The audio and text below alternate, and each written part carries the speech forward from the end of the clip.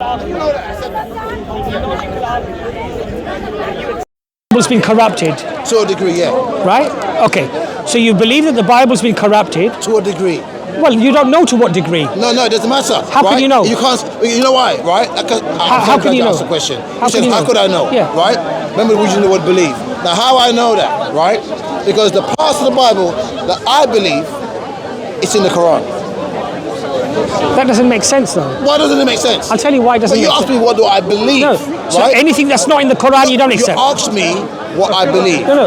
Listen. That's another question. So anything. Let's deliver that one first. So let me just understand you. But why are you trying? Let me try to understand what you're saying. You're saying that you believe the parts of the Bible that you find in the Quran. Yeah. And the parts that are not in the Quran, you reject them. Not necessarily, right? Not necessarily.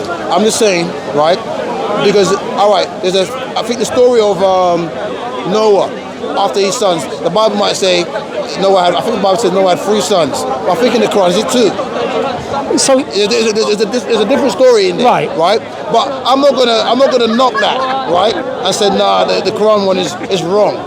No, I'm not gonna knock that because these are just events. These are not commands where God said we have to believe it was 3 of Noah's sons that survived the flood. These are not things that we have to follow. This is just events. I'm asking you a very specific question. These are the events that happen. So that I don't really follow that. But how God wants us to live, the law, the command, right? The command, you find that command, right? That's in the Bible. It's in the Quran, right? And all I'm saying to you is, right? That's what I truly believe, and I believe that part of the Bible long before I knew anything about the Quran.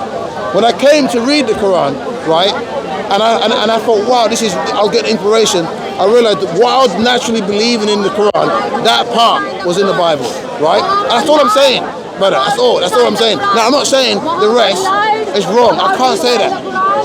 The most I can only say, right, genuinely, from my heart, right, the most I can only say, I don't believe, and this is for both books really, right, I don't believe that part there, I don't believe that part there. But with me at the end, I'm just a humble man, right? At the end of the day, I can't prove it's wrong and I can't prove it's right. I can only go what I believe. And why I believe in those parts of the Quran and the Bible doesn't make sense, right? By the works, you see that you reap good fruits that way, right?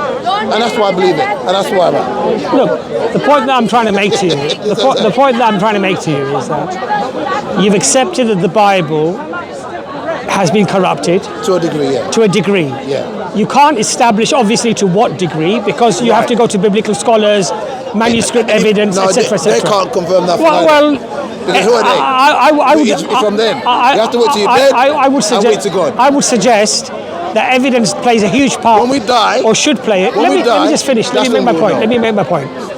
Evidence should play a huge part. Yes. In guiding us in terms of what is truth and what is not truth.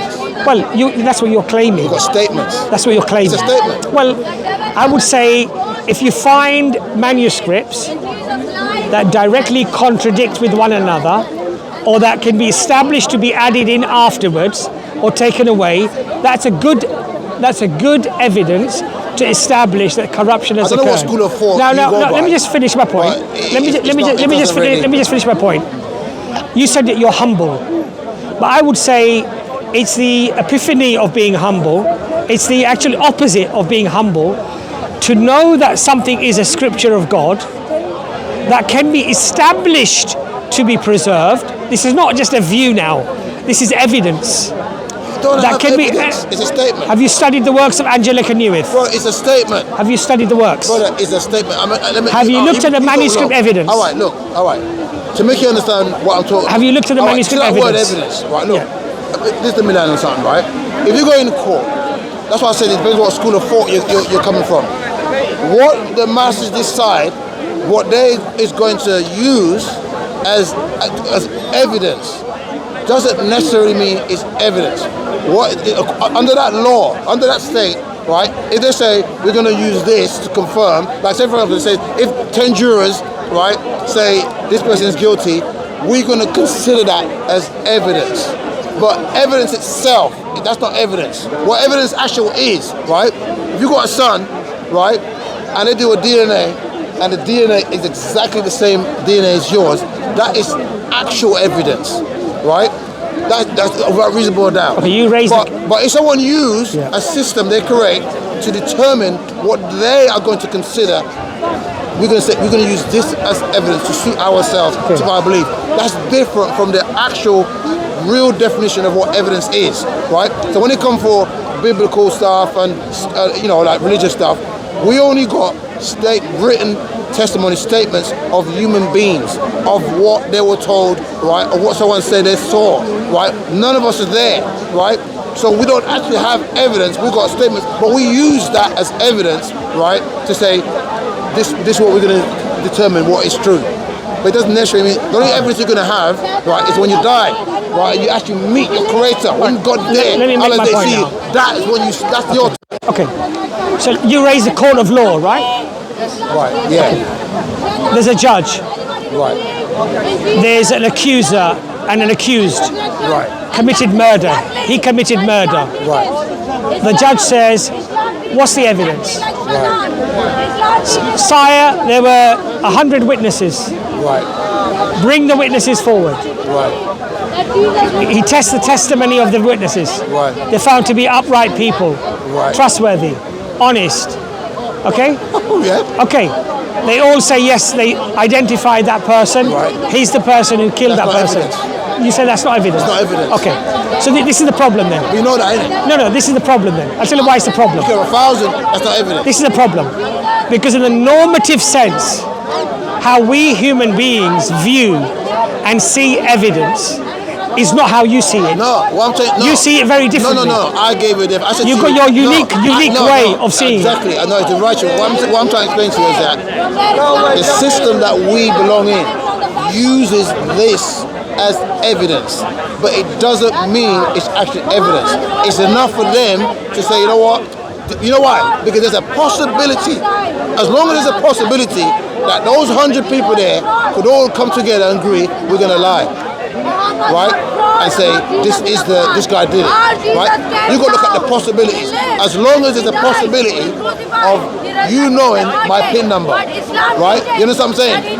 But if there's no possibility, it's different. But as long as there's a possibility and they're just saying that and you didn't see it, So you're not being consistent. that is not evidence. You know why you're not being That's consistent? Not evidence, you know why you're not being right consistent? now, you got another one to use. No, but you know why you're not being consistent? The balance of probability. I think everyone watching this, That's about it. everyone watching this, will say that you're being disingenuous here, and I'll tell you why. Disingenuous means that you're lying. No. To a degree. No, disingenuous doesn't mean you Why lie. not being genuine? It is. No. Disingenuous means that you're not basically being, let's say, authentic to what is generally and normatively. No, but if you're not being authentic, that means you're genuinely coming from false. No. It's It doesn't mean you're lying. No. In a sense, but I'm giving you my. All right, I'm giving you my Listen, true. All right, I'm giving you my true. What I'm trying to say if to I'm you. wrong, it's cool. And sometimes There are certain, when I'm corrected, there are certain I love things. it. There are Because it certain makes me a better things. person, There are right? certain But things. Right now, there are certain you're struggling things. correcting me. There are certain things. I'm getting tired. There man. are certain things. There are certain things. You're the boxer. You should be like. No, I like to move. I like to keep myself active. Everyone's gone now. So the thing is, enough of us now. in the Your cameras. in the normative sense, we do regard this as evidence. And we would regard it as very strong evidence. I know. Okay? And that's why we convict people on evidence like this.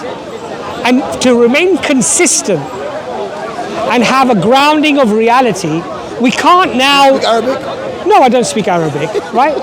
What does that mean? What evidence you have, what you're reading is translated correctly. Well, Follow the masses. I'll tell you how.